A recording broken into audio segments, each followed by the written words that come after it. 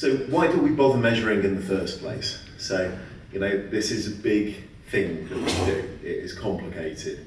It's relatively costly to do. We do it very well, but why are we doing it? So there's our NGR mission statement.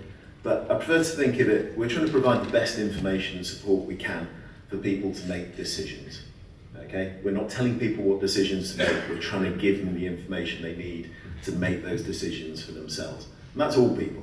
That's surgeons, that's patients, that's everyone involved in delivering this. So for an example, there are 10 cemented, 10 uncemented, 4 hybrid, 2 reverse hybrid combinations of total hip constructs in this year's annual report with revision rates of less than 2% in 10 years. You will not find better in the world. And part of that is due to the fact that we have this system of looking at and feeding back. Someone once said to me, I'm not sure I like the CLRs because it encourages young surgeons to do things that don't get revised very often. I didn't quite know how to answer that. So CLRs, what are they? And bear in mind, when we're doing CLRs, I have skin in this game too. The first thing that I ask when the reports come through is, am I an outlier? Okay, so it triggers me as well. It's a report to be used in your appraisal process. It's the information you need to reflect on your practice. It's made that process a lot easier for us in the days when you actually slept around trying to find out what had happened to your patients. And as we say, nothing destroys ego like follow-up. Okay, it's not a scorecard, it is not a stick to beat people with. It uses your NGR data. Bear in mind, it uses your NGR data. The person with the most skin in the game for making sure your data is correct is you. Okay, get involved in the process. Don't turn around afterwards and say, well, the problem is that the data that goes in is crap. If you think it's crap in your hospital, get involved and make it better. Okay? Mix of descriptive statistics and outcome data. So CLRs, this is my CLR, hips, all 10 years. I thought I'd put this on because it makes me look good. Okay, so nothing, kind of full transparency. Here's my 5-year report. The black dot's the latest figure. So apparently at some point in the last year, I became completely bank average. Excellent. Nothing like a bit of ego stroke. But you'll see here, you can see trends and expect there to be trends.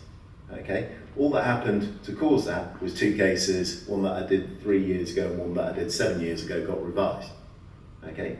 You will shift around on these. It's not necessarily a worrying thing, but know why those cases get revised, be concerned and think about it. Is this something that I need to do differently? It doesn't mean change everything you do. It doesn't mean to leap to something new and completely untested. It means to think about it. Okay, they're quantitative, they minimize observed bias, they avoid ranking, so it's not going to appear in the Daily Mail as here's the funnel plots and here's the top 10 surgeons in the country. We're safe from that. It's analysis is blind to individual surgeons. Okay, so funnel plots scare people. So what is a funnel plot? So this is what one typically looks like, so let's break it down a bit. So remove all the dots, that red line. Standardized revision ratio of 1, where I was with my 5-year plot, completely as expected. Okay, we've then got the 95% control limits and the 99.8% control limits, and typically with a funnel plot, what you're looking at is green zone as expected, amber zone, maybe something to look at, red zone, different to normal. Okay, in the NGR world, we're concerned with performance that is worse than expected. So we're looking at those top bits. There's no heroes, okay? You're just as expected if you're in the hero zone at the bottom. So to calculate this, we've got the number of revised cases divided by the expected number of revisions. And that's a group average failure rate adjusted for your follow-up time.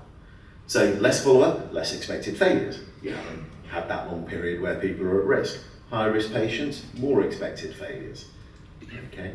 Excluded from the reference group are the metal-on-metal bearing THRs, level 1 outlier implants, and we use English and Welsh data only because we need accurate mortality data we can be confident on. We don't like immortals and we don't like zombies. These are technical terms for our analyses. Okay, excluded from the surgeon data in the case of the hips is the failed hip hemiarthroplasty. We look at a 5-year rolling window and a 10-year rolling window. Why? We used to do whole life of registry. We wanted to allow a path to redemption. We wanted to reflect contemporary practice. We didn't want this to be something, maybe a decision that you weren't responsible for, that got put on you by your trust choosing what implants you're going to use, to never flush out your data. Okay, and we do confounding case mix adjustment. We quite often get asked what coefficients we use. We don't use fixed ones. We use a hybrid adjustment, which is more responsive, combination of stratification and regression. So the confounding variables, age, sex, indication, ASA. We can't use BMI, the data is not complete enough, but BMI is reflected in ASA grade. So adding it into all our models generally does not change what we find. Sex, male and female, ASA, 1, 2, 3, 4 and 5 grouped together. And for hips, indications are OA, trauma or other. Okay, that reflects the proportion of cases we see. For age, regression, and the regression slopes look roughly like that. So we have knots at 50 and 90 to put into there. And effectively then we compare to the same kind of construct. So we compare with cemented, uncemented, hybrid resurfacing, or total, uni and PAP fail. So quick summary on the CLRs, don't be surprised by it. There should be no surprise alerts and alarms. You should be looking at it every time and seeing this coming. NGR meetings locally and regionally are really useful ways to get this and get used to talking about it. Okay, show and tell. And if in doubt, ask someone to talk you through your report and have a look at it with you. So implant performance. So NGR was largely set up initially with the kind of, who's got what implant. So an implant tracing service. That's why part of the reason we need to make sure the data is accurate. I commend John French's paper from ATA Orthopedica last year on the completeness of registries. If you want to see how we perform compared to the rest of the world, sometimes you'll hear, oh, your revision rates are too low, your data must be wrong. Have a look at it. We persuaded registries to actually show and tell with their completeness data, and we do very well in that respect. Early warning, but don't forget, the NGR can only capture failures that have already happened. Okay, this is not a substitute for doing the proper early release pre-market testing and even randomized controlled trials in some cases. We have to accumulate failures in order to flag a signal in the NGR. So it can't tell you things before they happen. So we use at the moment person time incidence rates, which is the number of new cases, or in this context revisions, per population at risk for a given time period. We express that per 100 patient years. Some of the registries express it as per 1,000 patient years, so just be aware. Denominator, some of the person time in the at-risk population expressed as person years, all those will give you the same denominator. Okay, so it's a function of the number and the time. For the comparator, we need to, for a particular brand, reference against the group. So trying to compare like with like to a degree. So we need to know the brand number of primaries, the brand PTR and its upper and lower confidence intervals, the group PTR and upper and lower confidence intervals, and set your decision as to what is a signal before you do the analysis. Okay? Don't go fishing and changing things after you've done it. Group PTR is the estimate of the PTR that will be expected for the brand based on the proportions of implants that are within those different groups. So that's the comparing like with like.